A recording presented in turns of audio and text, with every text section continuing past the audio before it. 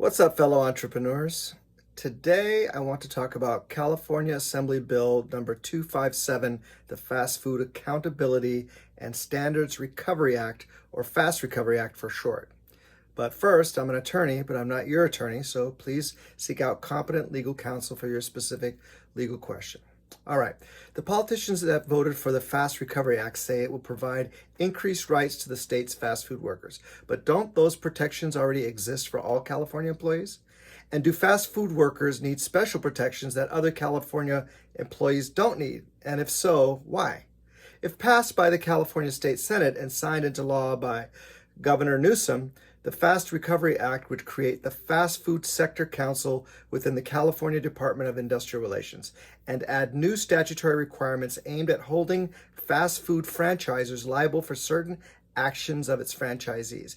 Yay! More taxes, more government interference, and more lawsuits. The Fast Recovery Act would create an 11-member fast food sector council appointed by Governor Newsom and state legislators to review and create workplace standards for fast food employees.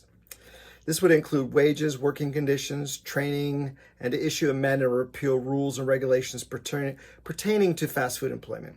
Isn't that interesting? Governor Newsom, who owns several high-end wineries, restaurants, and bars, will appoint his buddies to regulate fast food.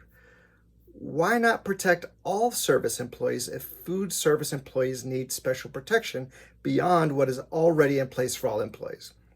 What a slick way to look like you're doing good while avoiding any accountability for your own businesses. Is this reminiscent of early lockdowns ordered by Newsom in some counties, but not Napa County, where his wineries are located? Who knows? Maybe there's a reasonable explanation for why other counties required closures of their wineries, but not Napa County. And maybe there's a reasonable explanation for additional restrictions, oversight, and interference with food service workers at fast food restaurants, but not at high-end wineries, restaurants, and bars.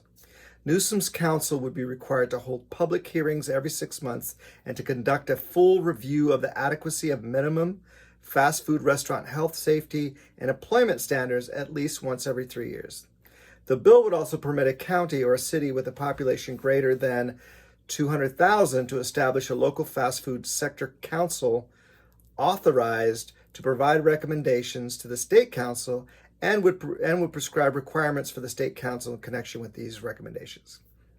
Okay, so even worse than all of the additional useless government interference in private business, AB 257 would have significant implications for franchisors, as it would require that fast food restaurant franchisors be responsible for ensuring that their franchisees comply with a variety of employment, worker, and public health and safety laws and orders, including those related to unfair business practices, employment discrimination, the California Retail Food Code, labor regulations, emergency orders, standards issued by the council. Now, I know some of you who have never owned a business before will say, shouldn't we want businesses to comply with the myriad of existing labor and safety laws?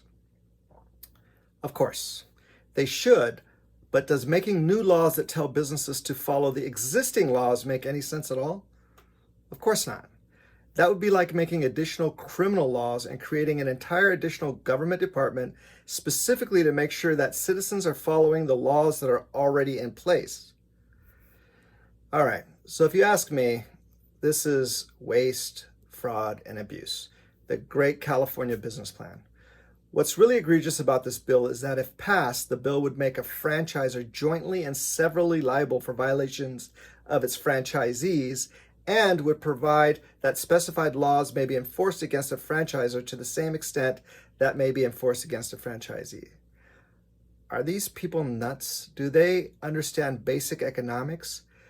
Fast food is certainly not healthy, but it's an important employer in most low to middle income communities, and also an inexpensive source of food for a large part of our population.